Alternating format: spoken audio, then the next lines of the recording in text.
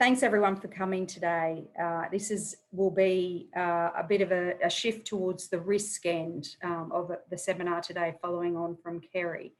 I could talk about workplace sexual harassment for quite some time. It's been a fairly key area of mine for the last decade or so. But today I'm just going to give you a 10 to 12 minute snapshot of the kind of dimensions of sexual harassment, with a particular emphasis on online harassment, which is something that we face a bit more often these days as we work from home and via technologies. So the definition of sexual harassment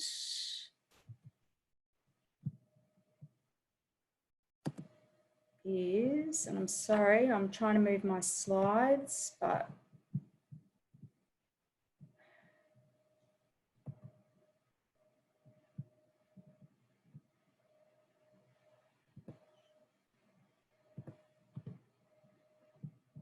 can someone just tell me if my slides have moved on from the title screen? No, it hasn't, Paula. Sometimes it works for me if I just click on the actual slide on the screen. Yes, here we go. Okay, thank you. So the definition of sexual harassment, online or otherwise, is unwelcome sexual behaviour which could be expected to make a person feel intimidated or offended or humiliated. Now, it's not welcome flirtation or interaction or friendship, which is mutual or consensual. So that word unwelcome is very key to the definition.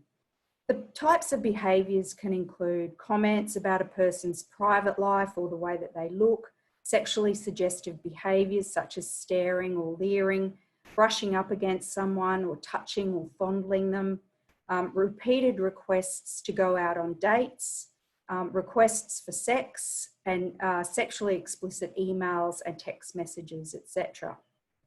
Now, sexual harassment remains, unfortunately, a persistent and pervasive problem in many organisations, and it's an inherently gendered phenomenon in the sense that it's about the exercise of sexualised power in the workplace. It's perpetrated mainly by men, although men are the targets of sexual harassment much more often than what is often appreciated. But when they are targeted, it's often by other men with homophobic kind of underpinnings. Sexual harassment often co-occurs with other gendered negative workplace behaviours as well, such as sex discrimination, which is when a person is treated less favourably than someone else on the basis of a protected ground, such as age or sexuality, gender, and so on. Sex-based bullying or gender harassment, which is unwelcome behaviour that is based on one's gender, be it male or female, but has the effect of offending or humiliating, but doesn't have a sexualised dimension like sexual harassment has. Sexual harassment also co-occurs, and we know this from a lot of case law, with everyday sexism. And that includes gender role stereotyping and sexually objectifying language, which conveys hostility or denigration more so than sexual interest or coercion. And sexual harassment also co-occurs sometimes with what's known as predatory behaviour, which is a misuse of authority or influence with the intention of exploiting others for sexual or other gratification. And interestingly, these behaviours are together increasingly being referred to as gender-based violence. Now, online sexual harassment is a kind of subset of workplace sexual harassment, and it can include non-consensual sharing of intimate images, exploitation, coercion and threats, sexualised bullying and unwanted sexualisation. And I've provided there a link which gives some examples of the kinds of behaviours which fall into each of those four areas. There's been growing calls for the better moderation of social media platforms and a crackdown on abusive trolls in many areas of society. Most recently, after a photo of Carlton AFL women's player Taylor Harris in full flight attracted vile and misogynistic comments on Twitter and other social media platforms. So online sexual harassment can overlap with offline experiences, but it is distinct in a couple of ways. Firstly, it stretches what we might think about as the workplace in terms of time and space. So Australian courts have generally taken a fairly broad view of what constitutes the workplace and has found that sexual harassment can occur at conferences, on field trips, in a hotel or at a Christmas party and so on. And of course, with the rapid proliferation of ICTs, no more so in the current COVID-19 period, you can be sexually harassed online at work, no matter where you're actually physically located. So devices also give harassers access to targets outside of regular work hours, especially via text messages and mobile phones. And the second distinguishing factor of online sexual harassment can actually work in the target's favour. So while offline harassment often occurs behind closed doors with no witnesses, online harassment can often be captured through screenshots and used later in making a complaint or in court proceedings if it proceeds that far.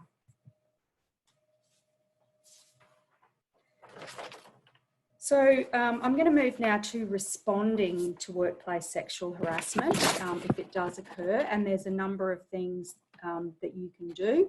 So you can confront the harasser directly, although few people tend to choose to do that. You can enlist the support of bystanders, including colleagues. And in general, most employees in most organisations can report sexual harassment or seek assistance from people like their manager or supervisor, a more senior authority in the organisation, such as someone in HR or an ethics and integrity unit, although they often only exist in large organisations. Or you can take a complaint to a state or federal human rights or anti-discrimination commission, or in the case of behaviour that may venture into the criminal realm, you can go and make a complaint with the police. In terms of how reporting works at QT, and this information is taken straight from the mock, so a staff member can make either a disclosure or a formal complaint. So a disclosure is when the person is not seeking a formal investigation or other action by the university in relation to the matter. So it's just basically putting it on record. A complaint is a more formal option though. So when a complaint is lodged, the respondent or the person making the complaint has to be, the person responding to the complaint has to be provided with the opportunity to respond to the allegations in accordance with what's known as natural justice and procedural fairness. So it's making a complaint has a higher threshold of response from QT than making a disclosure. The Equity Director and Executive Director of HR are two primary points within QT of contact for disclosures and complaints of sexual harassment, and also sexual assault on campus by staff or students. And also direct line managers and supervisors are required to respond to complaints of sexual harassment and sexual assault in accordance with the related procedures. And I've included there a link to the relevant MOP area if anybody wants to take that further.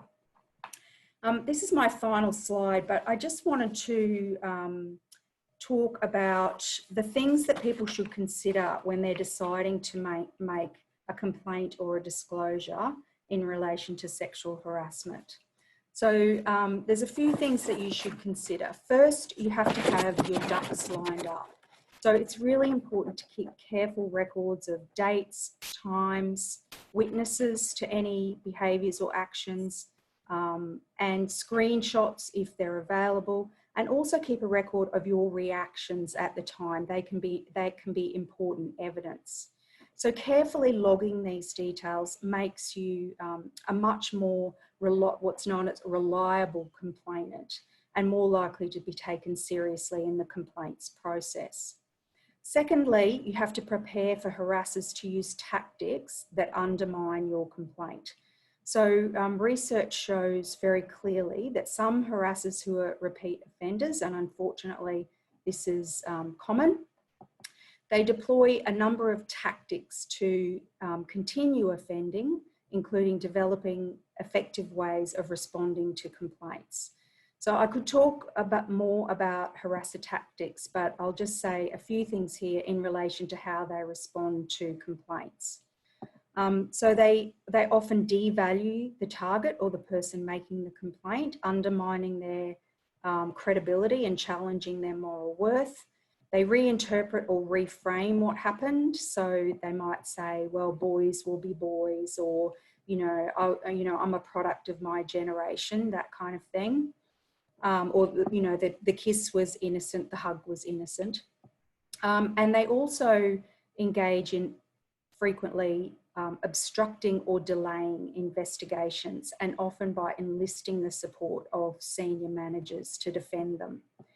Third, take into consideration that at the receiving end of an accusation of sexual harassment will always be perceived as deeply personal and humiliating, even when the denials or even when the details of the case are entirely factual. So there'll usually be a very strong response from the person being accused, and this makes a difficult process. Fourth, be clear about disclosing or making a formal complaint. You need to be clear about what you want to happen from that complaint. So what supports or protections or assurances do you want from the organisation, and what would you prefer the outcome to be? And lastly, it's likely that complaints processes, even though complaints processes in many organisations since the Me Too era have likely improved, but there are still risks to the complainant for doing so. These include damage to your professional reputation, the risk of being removed to another work area, the risk of being disbelieved or your reactions minimised. And my research has shown that sometimes these responses from the organisation can be even more damaging than the sexual harassment itself. The risk of being seen as a whinger, that is, if you hadn't made the complaint, there wouldn't be any problem to address, and the risk of witnesses or bystanders withdrawing their support somewhere along the process of the complaint being investigated. So that's all I'll say, and if anybody's got any questions later, I'm happy to take those. Thank you.